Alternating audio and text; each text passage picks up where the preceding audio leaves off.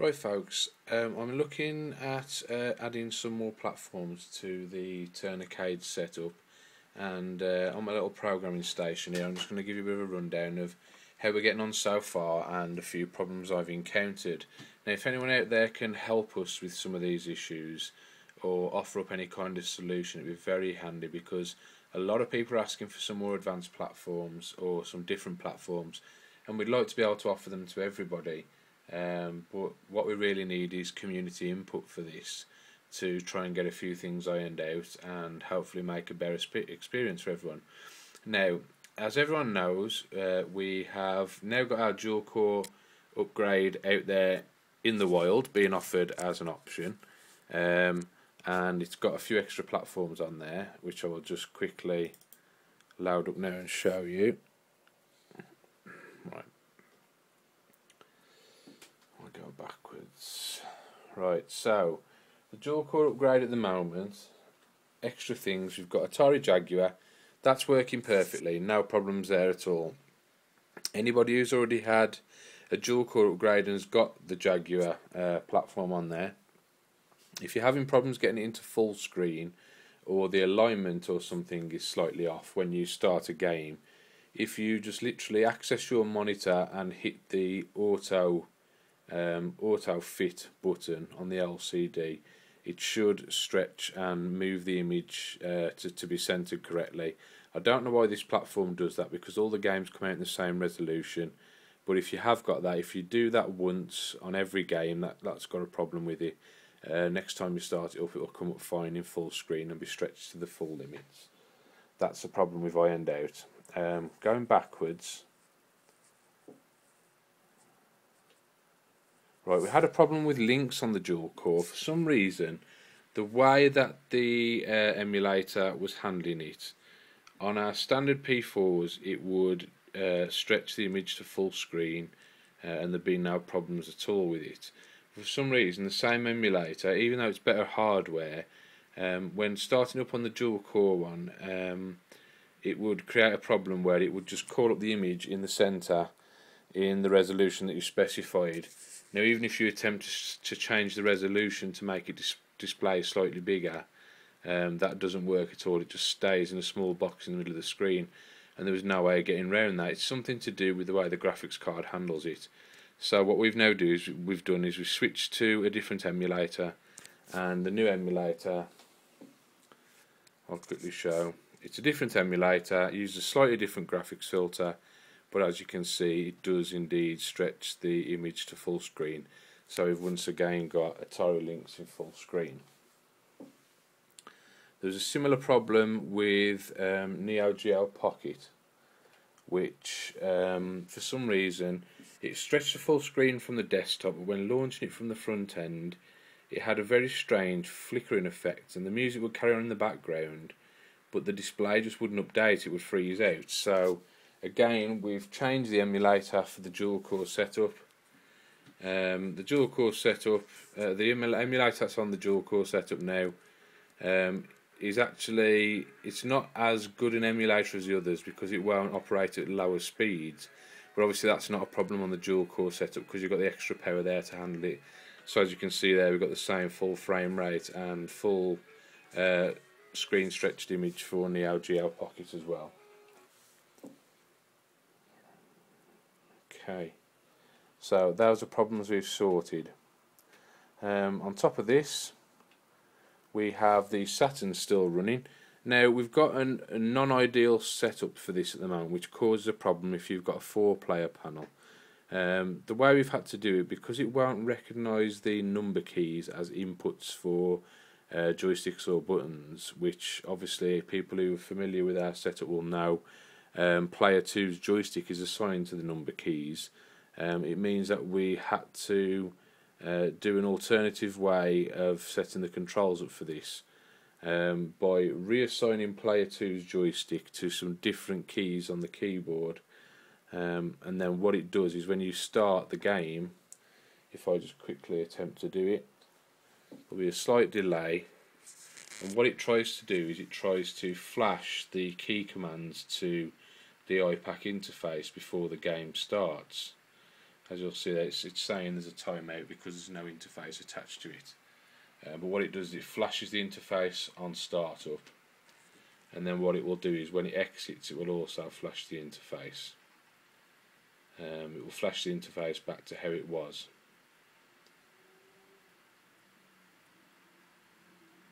There you go, you can see that running there. I've got sound disabled at the moment, so you won't be able to hear nothing. Right, so when we exit, what it will do is you'll see it come up again in a minute. It will say timeout because there's no interface attached. That's not an ideal solution because it means, because we use dual interfaces for 4-player panels, it means that we can't have 2-player support on 4-player panels, because if it attempts to flash with 2 interfaces in, it will crash the system. So we need a workaround to try and get either the Saturn emulator rewritten to allow the number pad keys as inputs, or some kind of auto hotkey trickery to allow us to get round that. But the platform is working and it's fine on 2-player systems. Now moving on, today I have successfully added Dreamcast.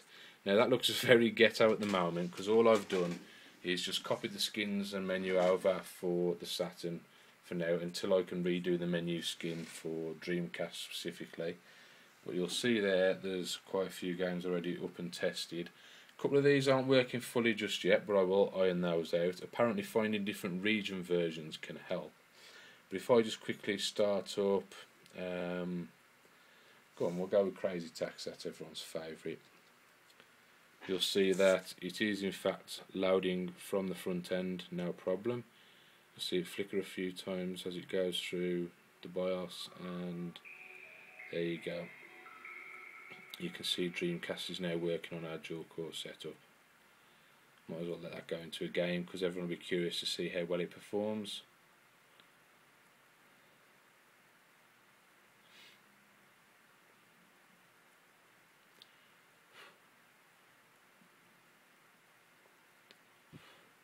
Now the Dreamcast emulator, it is very good and it does perform very well on our system.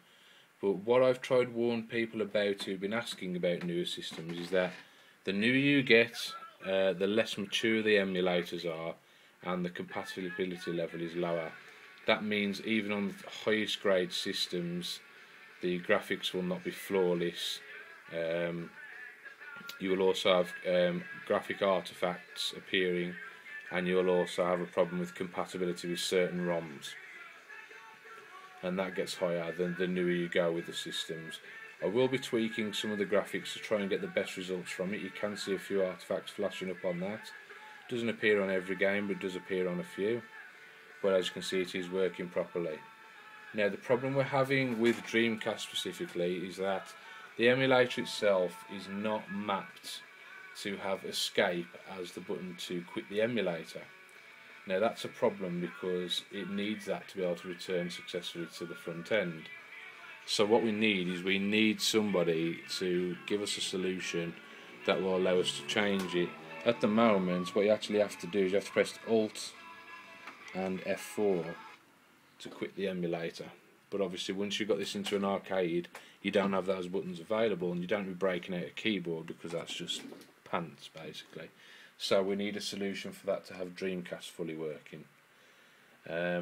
What we have successfully done now, and I've just completed it, is I have added Virtual Boy to the lineup. Now Virtual Boy, lesser known system, not many people played it, but there's only a few games available, but there are some little gems there.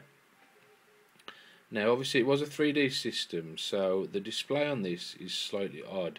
You can set it in any manner of 3D settings, so you can have red-green balance, you can have blue-yellow balance, you can have red and cyan, you can have green and magenta, and you can actually view it in 3D. Oh, now it's crashed because I've been messing around with the settings. Just give me 1 second.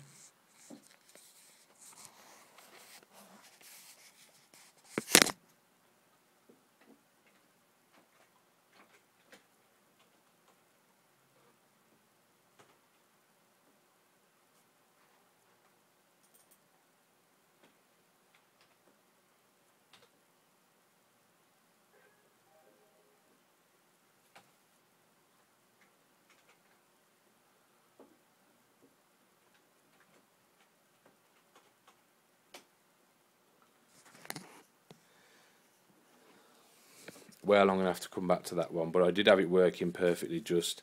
What we've done anyway is we've set the system up so you can view it, and rather than having, if you don't have 3D glass available, what you can do is remove the dual images of like the red and the blue image as if to indicate the left and right eye, and it will kind of merge them together. And doing that, you can actually view the game and play it as normal. I'll try and get a video up of that another time. But those are the additions we've made so far to that. One other big one is Taito Type X Arcade. Now I'm going to try and show exactly what happens with this. Now if I just quickly go into Taito Type X, and if I launch a game from from Windows, you'll see that the games do run and do perform perfectly. Pick a good example. I think this is working. Yes, here it is. Now this is King of Fighters Maximum Impact Regulation A. Now this game should be running sweet if I remember correctly. There are one or two Taito Type X games that won't run perfectly just yet, but this should be one that does work. There you go, you can hear it kicking in there.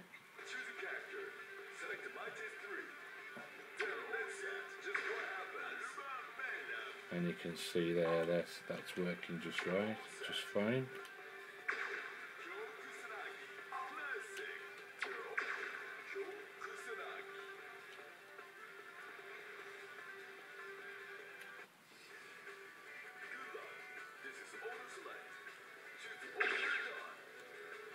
Try and let it get into a game.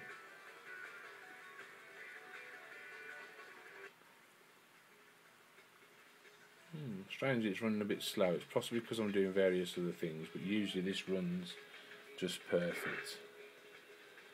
I'll try another game just to show you. This isn't one of our neatest videos, but I'm trying to show you warts and all because it shows you the kind of things that I have to go through, some of the things that keep me up at night trying to get these things working, to try and give a few more things for the customers out there. Let's try Super Street Fighter 4 and see how this is running. This should be running okay, and it should be running at full speed as well. I have had all these games running at full speed. I'm not quite sure why it's doing that. Probably because I'm messing around with various other things on here and I've changed some settings somewhere.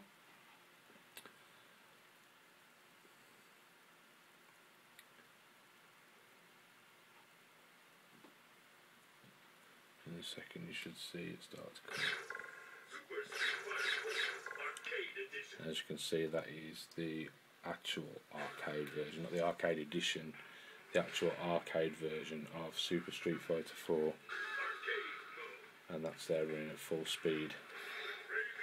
I've also got the additional characters open on there because Evil Ryu and Oni aren't there by default on the arcade version. Just let that get into a match. Just out of interest, you can activate net play on this if you want to, with a little bit of network setting trickery. So if you wanted to play this against somebody in another town on another arcade system, you could do that. But there you go, you can see that's running full speed just perfectly. Runs just as well as, if not better than, the actual PC version of this that we've got installed on there now. Now these are loading and quitting just fine. We do have an issue with the vertical games in that it needs a lot of trickery to rotate them, because obviously in the arcades they would have been defaulted to a vertically orientated monitor, so we'll have to try and sort that. Now the main problem we're having is if we go into the front end again, step across again, this is not Laserdisc, this is actually Taito Type X, as you can see there from the menu. And if I launch the game, I know that game works. If I launch that game from here,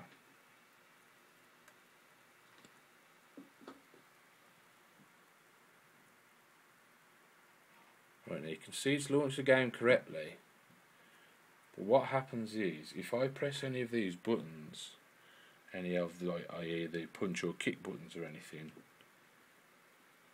it will actually be trying to do things in the background. You can't see it too well on this one, but there you go. I've just pressed several buttons together and it's flickering off because it's trying to do something in the background. Even though the background, which is the front end, is not in focus, it's trying to do something. If I press coin on the keyboard here, yes, it's adding credits. So if I keep pressing it or hold it down, no, it's not doing it right now. This is what I mean, it's kind of unpredictable. If I press start,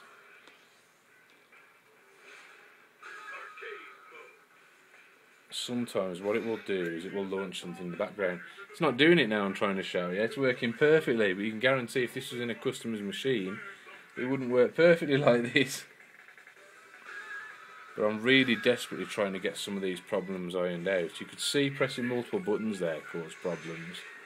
So we need to sort out what we can do about that.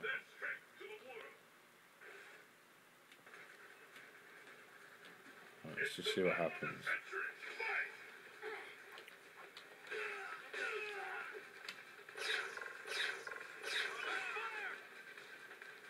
There we go. Now what that's actually done, the reason that flicked off then is because what that has actually done is that has attempted to launch a second instance of the game in the background. I'm not quite sure why it's doing it. What will happen in a minute is it will crash because it will say there's multiple instances of the game running. There we go, it's trying to launch a different game in the background. And this is the problem I'm faced with. I need somebody to be able to explain why it's doing this and hopefully give me a fix for it. If I escape that now, see, it's moved down on the menu because I was pressing some of the buttons which will activate certain things on our menu system, and I need to sort that out because it's just going to keep crashing the games every time we try and play them. So I'm going to put this video out there for everyone to see. I know it's been long, I'm sorry it's not very clean, but if anybody can offer any kind of fixes or solutions for these, please give me a message on Facebook or through YouTube and see if you can offer any assistance. It's no good just pointing me to things on websites. I have scoured the internet for about a year trying to sort some of these problems, and I really need some kind of ready-made solution, somebody who has worked with our software and can do it, or has some kind of scripting knowledge who can give us some kind of solution for it. But drop me a message and let me know what you think of our new additions and if you can help us with the extra ones we're trying to add.